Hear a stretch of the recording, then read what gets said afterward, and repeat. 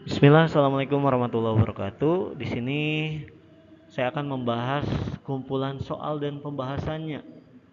Adapun materinya adalah bank, lembaga keuangan bukan bank atau LKBB dan juga uang. Ini ada di materi kelas 10 ya. Oke, stay tune terus karena akan dibahas sebanyak 22 soal. Oke. Nomor pertama, Bank Indonesia adalah bank sentral yang memiliki tugas-tugas utama sebagai berikut, kecuali berarti yang bukan termasuk tugas dari bank sentral. Dan ada kemungkinan berarti yang kecualinya adalah tugas dari bank umum, bisa kemungkinan seperti itu. Kira-kira yang bukan termasuk yang mana? Jelas adalah yang kenapa menghimpun dana dari masyarakat bukan tugas dari bank sentral? Karena menghimpun dana dari masyarakat adalah tugas dari bank umum ya. Sedangkan yang lainnya sisanya itu adalah kaitan dengan tugas bank sentral atau Bank Indonesia. Oke, next nomor 2. Uang yang dikeluarkan oleh bank sentral baik berupa uang logam maupun uang kertas disebut uang. Coba uang logam dan uang kertas. Pasti pilihannya hanya sekedar dua, antara kartal dan giral. Kalau giral kaitannya dengan non tunai, berarti kalau logam dan uang kertas kaitannya dengan kartal. Jadi jawabannya yang B. Itu ya. Kita next nomor 3. Dalam penyelenggaraan sistem pembayaran bon tunai oleh Bank Indonesia mengacu pada 4 prinsip kebijakan dalam sistem pembayaran. Adapun kebijakannya adalah kebijakan keamanan, efisiensi, kesetaraan akses dan perlindungan konsumen. Prinsip yang menjamin segala resiko dalam sistem pembayaran seperti resiko likuiditas, risiko kredit, risiko fraud harus dapat dikelola dan dimitigasi atau diatasi dengan baik oleh setiap penyelenggaraan sistem pembayaran adalah prinsip dari. Kalau kaitannya dengan resiko, tentu prinsipnya adalah kaitan dengan aman ya, pasti jawabannya adalah B. Oke, next nomor 4. Peran Bank Indonesia, sebentar biar bisa tahu ya yang dibahas yang mana. Peran Bank Indonesia dalam sistem pembayaran yaitu A. Menjaga kelancaran sistem pembayaran, B. Mengeluarkan kartu kredit, C. Mengeluarkan kartu debit, D. Memihak bank-bank umum, dan E. Memihak pada konsumen. Nah, ini kaitannya dengan peran Bank Indonesia dalam sistem pembayaran. Pasti kaitannya juga dengan sistem pembayaran lagi. Berarti jawabannya yang A ya. Karena di sini mengeluarkan kartu kredit siapa? Itu bank umum. Mengeluarkan kartu debit bank umum juga. Memihak bank-bank umum, masa iya Bank Indonesia memihak bank-bank umum kan? Dan yang terakhir memihak pada konsumen juga tidak mungkin seperti itu ya. Karena tentunya tidak ada yang di pihak salah satu dari itu semua. Oke, next nomor 5. Instrumen pembayaran berikut yang termasuk kategori e-wallet adalah, berarti kaitannya dengan instrumen dalam dompet digital. Kira-kira kalau dompet digital yang mana nih? Uang kartal digital atau bukan? Jelas uang kartal bukan, karena uang kartal itu kaitannya dengan uang kertas dan uang logam. Uang giral, apakah uang giral kategorinya e-wallet? Uang giral di sini terlalu umum ya, bisa sebenarnya termasuk e-wallet, tapi konteksnya terlalu umum. Coba kita lihat apakah ada yang lebih khusus. C. Uang kertas, D. Cek, dan E. PayPal. Kira-kira jawaban yang benar yang mana? Tentunya adalah yang lebih khusus. Yang lebih khusus yang mana? Yang E. PayPal. Oke. Jadi itu kaitannya dengan dompet digital. Mungkin sudah tidak asing ya, karena sering digunakan dalam kegiatan sehari-hari juga dalam proses pembayaran. Jawabannya yang E. Next nomor 6. Bank Indonesia merupakan bankers bank, artinya berarti kalau bankers bank kaitannya dengan Bank Indonesia nih. Kalau ngomongin bankers aja kan kaitannya dengan penyimpanan yang tentunya penyimpanan yang banyak nih, kaitannya dengan apa? Pasti kaitannya dengan uang. Kira-kira kalau kaitannya dengan penyimpanan, yang paling mendekati yang mana? Yang betul adalah yang E, merupakan bank pemberi pinjaman terakhir pada bank umum. Jangan sampai lupa ya, pokoknya bankers bank itu pemberi pinjaman terakhir pada bank umum. Jadi kondisi ketika bank umum sedang dalam kondisi yang tidak sehat, kondisi sedang defisit dan lain sebagainya, bank umum tersebut bisa dibantu oleh Bank Indonesia dalam hal diberi pinjaman pada saat itu. Jadi yang E jawabannya. Lanjut nomor 7, dana pensiun diperoleh melalui, coba kalau dana pensiun. Tentu kalau dana pensiun kan kaitannya dengan dana yang diterima oleh masyarakat, khususnya pegawai, yang mana dana tersebut bisa dinikmati setelah pegawai tersebut sudah tidak bekerja lagi, biasanya seperti itu. Nah, kira-kira kalau seseorang bisa mendapatkan dana pensiun, apakah dulunya gratisan alias tidak ada upaya juga? Tentunya enggak, pasti ada upaya. Upayanya melalui apa? Melalui iuran. Tapi iuran yang paling tepat yang mana nih? Yang paling tepat, yang lebih lengkap tentunya. Yang lebih lengkap yang mana? Iuran gaji pegawai. Jawabannya yang B. Gitu ya. Oke, tapi sebelumnya biar adik-adik, anak-anak atau saudara-saudara semua tidak bingung, kalau kaitannya dengan yang lain nih, premi. Kalau premi kira-kira apa nih?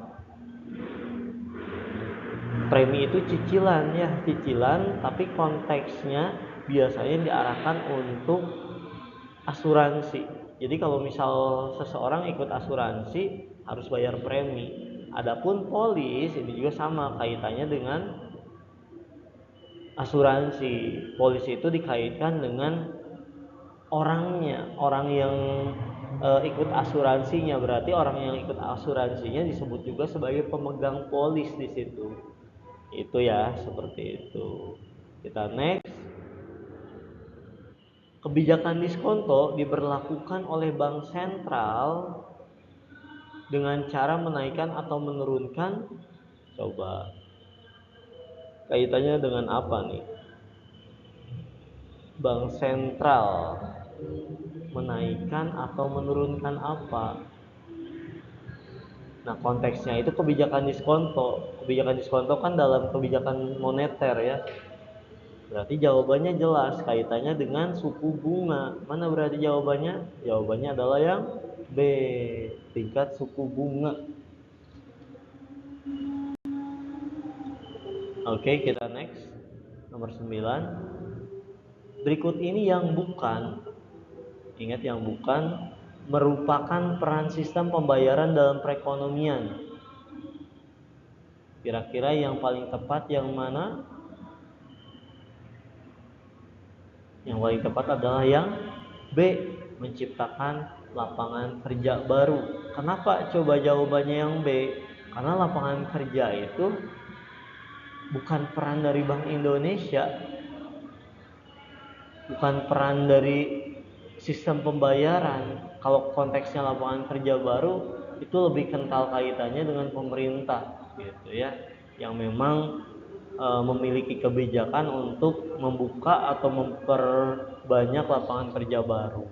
Nah, sisanya ini kaitannya tentang sistem pembayaran. Kita next nomor 10. Fungsi asli uang adalah sebagai, ingat fungsi asli uang ada berapa?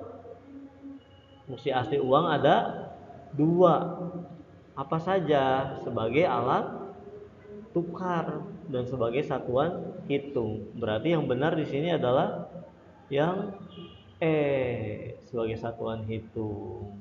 Sisanya alat pembayaran hutang, alat pemindah kekayaan, alat penimbun kekayaan, dan standar pembayaran, termasuk juga yang terakhir kaitannya dengan alat untuk menjalankan roda perekonomian, tentu itu kaitannya dengan fungsi turunan. Kita lanjut nomor 11, keuntungan penggunaan uang kertas. Coba, kalau punya uang kertas, kira-kira untungnya apa?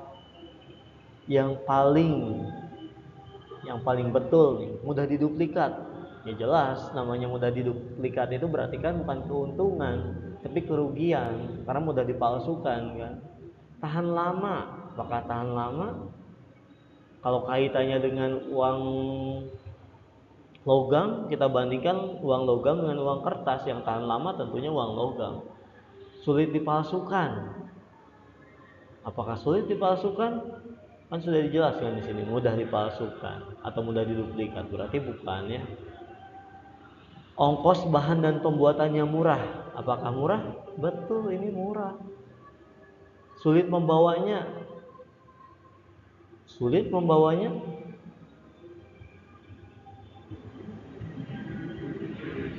Yang paling tepat yang mana kira-kira? Yang paling tepat adalah yang D, ongkos bahan dan pembuatannya murah ya. Kalau misal kaitannya dengan sulit membawanya, sebenarnya uang kertas itu termasuk gampang dibawanya ya. Tinggal masukin ke dompet, kita bisa bawa jalan-jalan tuh uangnya.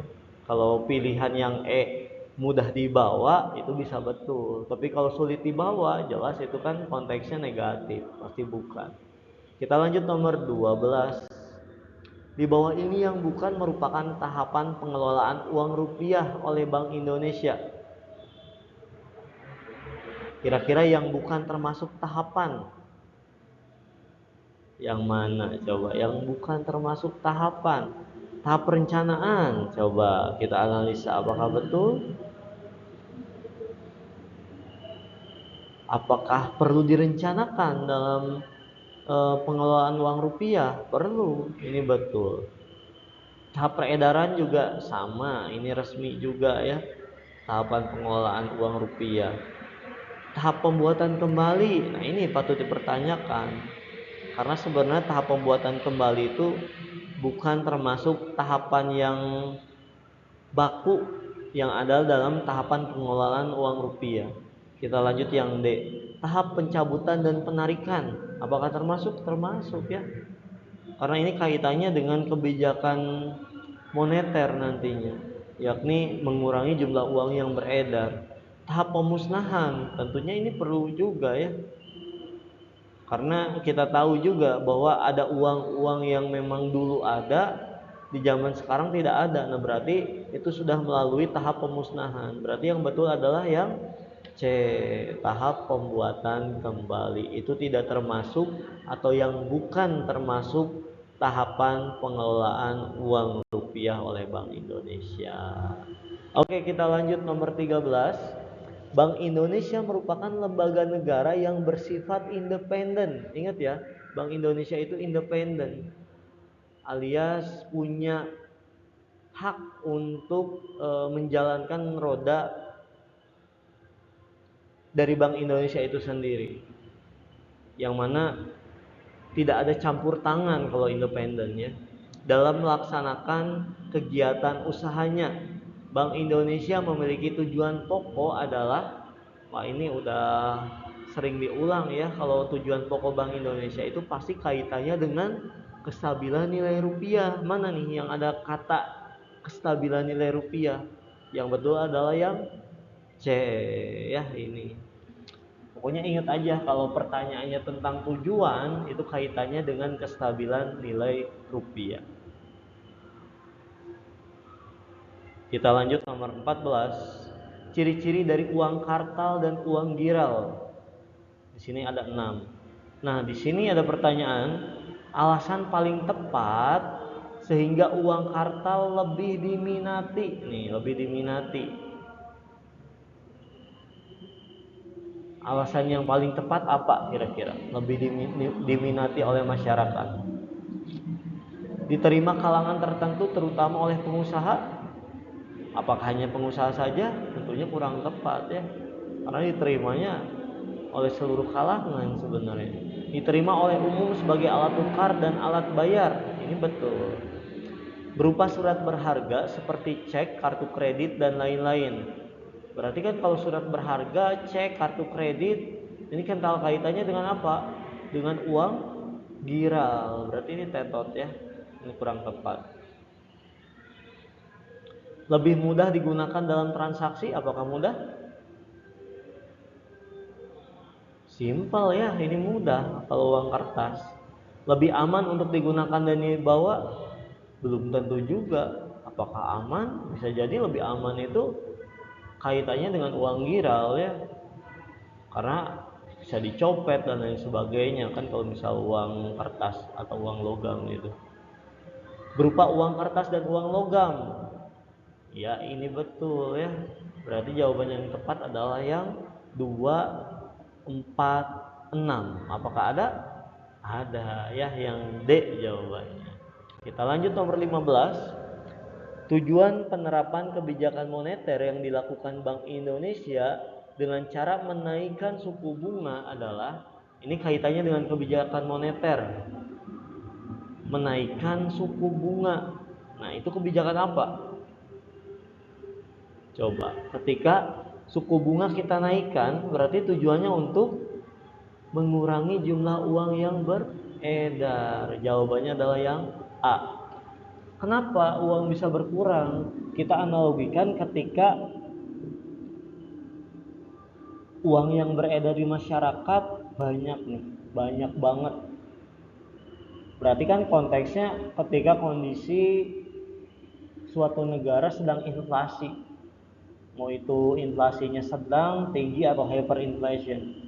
Berarti kan gimana caranya uang yang beredar itu bisa berkurang?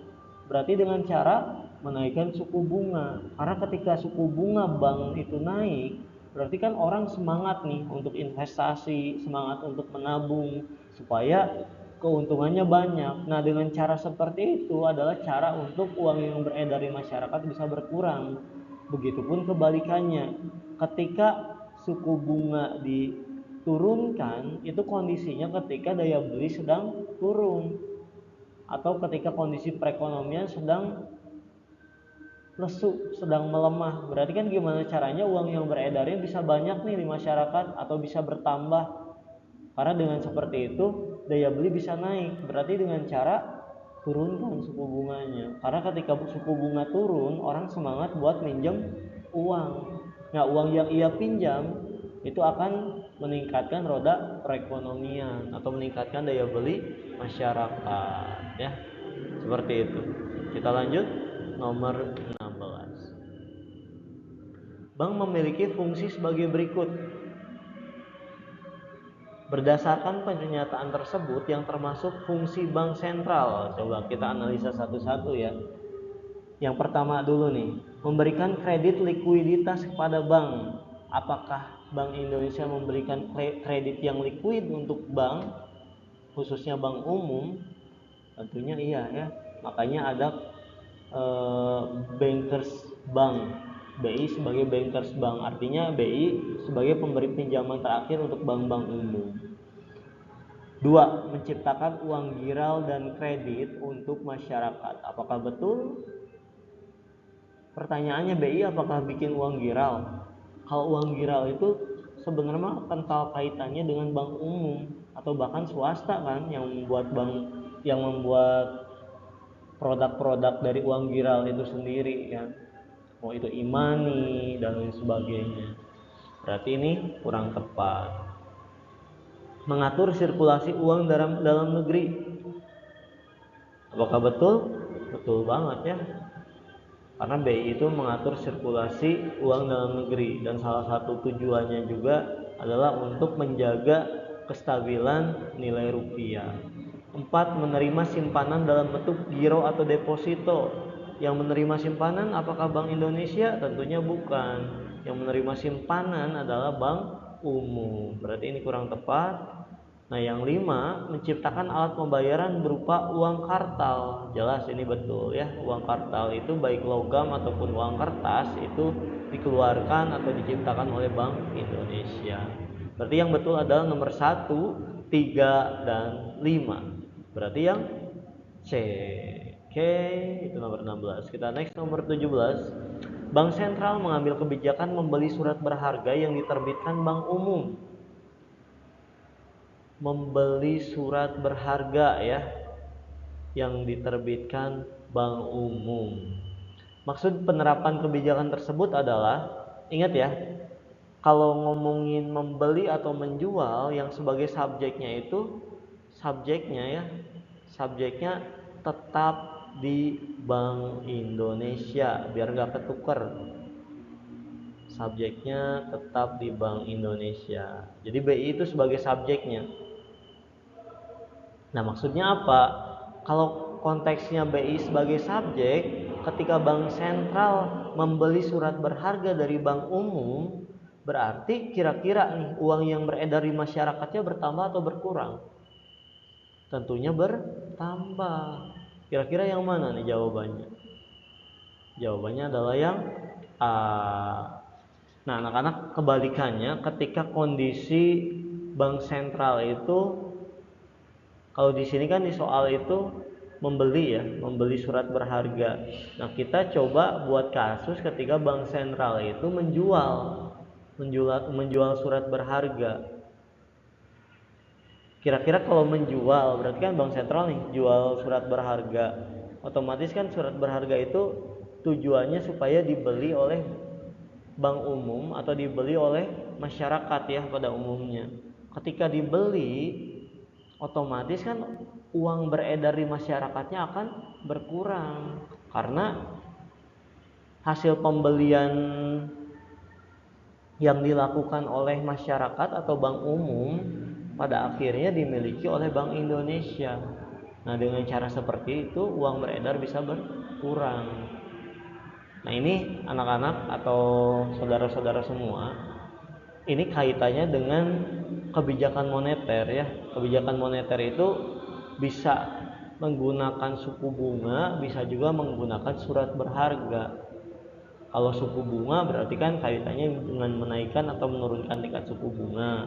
Kalau kaitannya dengan surat berharga atau obligasi berarti kaitannya dengan dibeli atau dijual surat berharga tersebut oleh Bank Indonesia. Seperti itu ya, mudah-mudahan dipahami. Kita lanjut. Oke, kita lanjut ya. Nomor 18, kebijakan moneter berkaitan dengan pengendalian jumlah uang beredar dalam masyarakat. Kebijakan moneter yang bersifat ekspansif. Berarti ekspansif itu apa? Menambah ya, menambah jumlah uang yang beredar. Berarti contohnya yang mana? Yang sekiranya dengan cara itu uang yang beredar di masyarakat bisa bertambah. Jawabannya adalah yang D. Membeli surat berharga di pasar uang. Kenapa yang D? Kita logikakan ketika yang jadi subjek kan pasti nih Bank Indonesia. Ketika Bank Indonesia membeli surat berharga di pasar uang, otomatis kan uang yang beredarnya akan bertambah.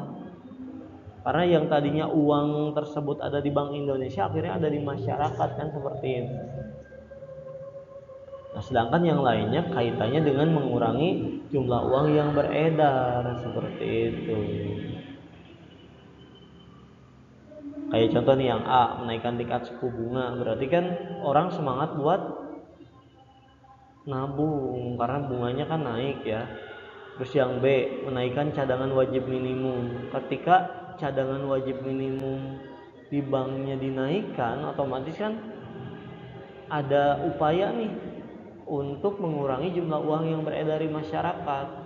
Khususnya contoh nih menggunakan kebijakan diskonto alias kaitannya dengan suku bunga. Yang C, menerapkan kebijakan kredit selektif. Berarti kan kaitannya dengan kredit, berarti kan kaitannya dengan pinjaman. Kalau kredit selektif berarti kan tidak dibebaskan ya, entah itu dalam hal nominal ataupun hal lainnya, ataupun dalam hal aturan contoh. Yang E, menjual surat berharga di pasar uang. Kan yang jadi subjek Bank Indonesia nih. Kalau Bank Indonesia menjual surat berharga, artinya kan masyarakat membeli surat berharga tersebut. Berarti yang tadinya uang tersebut ada di masyarakat berpindah ke Bank Indonesia, tentunya akan berkurang. Itu nomor 18. Kita lanjut nomor 19. Pak Ari membeli tanah seluas 200 meter persegi dengan harga 200 juta. Karena membutuhkan mobil, tanah tersebut ditukarkan dengan sebuah mobil yang diperkirakan harganya sebesar 200 juta. Dalam hal ini uang berfungsi sebagai alat. Nah, anak-anak atau saudara-saudara semua, ini kan Pak Ari itu membeli tanah 200 meter persegi yang harganya itu 200 juta. Karena Pak Ari itu pengen mobil, akhirnya tanah tersebut itu ditukerin nih sama mobil yang harganya 200 juta. Artinya tanah yang dimiliki oleh Pak Ari itu sebanding dengan mobil yang harganya 200 juta. Berarti kan ini kalau dianalogikan konteksnya kayak barter gitu ya. Tapi kalau kaitannya dengan uang yang sepadan dengan kasus tersebut, berarti uang itu sebagai apa dong? Sebagai alat pembayaran ya. Berarti jawabannya yang A. Karena sebenarnya kalau pakai uang juga harga mobil tersebut itu bisa dibayar dengan uang dengan nominal 200 juta gitu ya. Sama kasusnya dengan tanah yang ditukar dengan mobil yang harganya 200 juta. Kita lanjut nomor 20. Faktor-faktor yang mempengaruhi kebutuhan uang dan jumlah uang beredar dalam masyarakat sebagai berikut. Ke pertanyaan dulu, faktor yang mempengaruhi jumlah uang beredar. Berarti dengan cara itu uang yang beredar bisa berubah gitu ya, atau bisa dipengaruhi karena hal tersebut. Kita coba cek satu persatu. Meningkatkan produksi barang dan jasa. Sepertinya ini kurang tepat. Nomor 2, selera masyarakat. Coba kita bayangkan kalau semuanya punya selera yang sama, artinya masyarakat itu akan berbondong-bondong untuk membeli produk yang sama. Ketika produk yang sama itu dibeli dengan kuantiti yang banyak, berarti kan akan langka. Dan ketika langka, harga akan naik. Nah, itu akan mengakibatkan jumlah uang yang beredar kan. Jumlah yang beredarnya tidak akan stabil di situ. Berarti bisa betul ya nomor 2. Nah, selanjutnya nomor 3, pendapatan. Kalau kaitannya dengan pendapatan perorangan atau pendapatan per kapita, itu kan nanti ngefek terhadap pendapatan nasional. Atau ketika pendapatan masyarakat tinggi gitu ya, dengan ketika kondisi pendapatan masyarakat lagi lesu, tentunya itu sangat besar kaitannya dengan jumlah uang yang beredar. Berarti betul ya nomor 3. Aduh, malah kebuka ya. Jadi jawabannya karena sudah kebuka nih 2, 3, dan 6 ya. Karena sudah kebuka ternyata nomor 6-nya. Kenapa tingkat suku bunga termasuk faktor yang mempengaruhi jumlah uang yang beredar? Ini kaitannya dengan kebijakan moneter atau kebijakan diskonto. Kita kaitkan atau kita analogikan ketika suku bunga naik, kan tadi sudah dibahas ya, kalau suku bunga naik berarti orang semangat untuk nabung, berarti kan uang yang beredarnya bisa berkurang. Ketika suku bunga turun, orang semangat buat pinjam uang supaya daya beli masyarakat kembali naik dan perekonomian juga membaik, kan tujuannya seperti itu. Itu ya, jadi jawabannya 2, 3, dan 6 yang C ya. Perhatikan pernyataan terkait dengan fungsi uang berikut. Fungsi turunan uang ditunjukkan nomor, coba kita bahas satu-satu ya. Fungsi turunan yang betul adalah nomor, kita tandain satu-satu. Ibu Sabrina berbelanja di pasar menyerahkan sejumlah uang untuk mendapatkan barang kebutuhan. Kira-kira apakah betul? Betul ya. Berarti ini termasuk uang sebagai alat pembayaran yang sah. Karena uang yang dimiliki Ibu Sabrina sudah dibelanjakan kan, seperti itu. Selain dari itu yang nomor 4. Coba nomor 4 ya. Nyonya Siva membayar angsuran sepeda motor di sebuah dealer di kota Surabaya. Artinya Nyonya Siva sudah melakukan pembayaran. Kira-kira kalau sudah melakukan pembayaran dan diterima nih pembayarannya, itu kaitannya dengan apa? Dengan alat pembayaran yang sah juga ya. Berarti sudah 2 nih, satu lagi. Habib menabung uang di bank dari sisa uang saku setiap hari. Nah, ini betul juga. Kenapa betul? Karena Habib kan punya uang terus ditabungin, berarti itu kaitannya dengan uang sebagai alat penimbun kekayaan. Berarti yang betul adalah 2, 4, dan 5. Yang D ya. Oke, next the last one. Oke, nomor terakhir nomor 22. Di antara lembaga keuangan bukan bank atau LKBB di bawah ini yang bergerak di bidang pembiayaan barang-barang modal adalah, coba yang mana ya? Yang bergerak dalam pembiayaan barang-barang modal. Jadi maksudnya kayak pengen beli sesuatu, mau mobil, motor atau apapun itu, tapi dibiayai oleh lembaga lain gitu, atau kita istilahkan sebagai lembaga atau pihak ketiga. Pegadaian tentunya bukan. Kalau pegadaian mah kaitannya dengan meminjam sesuatu tapi pakai jaminan. Leasing, nah ini nih udah kejawab ya. Jawabannya adalah leasing. Kayak orang ketika pengen membeli sesuatu tapi dia nggak bisa secara tunai nih belinya, dia akan melakukan pembayaran secara kredit tapi dibantu oleh leasing. Artinya ke pihak dealernya lunas, tapi dia nanti akan nyicil ke pihak leasing karena leasing yang sudah membayar ke pihak dealernya, seperti itu. Oke, selesai 22 soal, mudah-mudahan bisa dipahami. Itu saja pembahasan hari ini. Insya Allah next kita akan ada pembahasan untuk soal-soal yang lainnya. Terima kasih. Wassalamualaikum warahmatullahi wabarakatuh.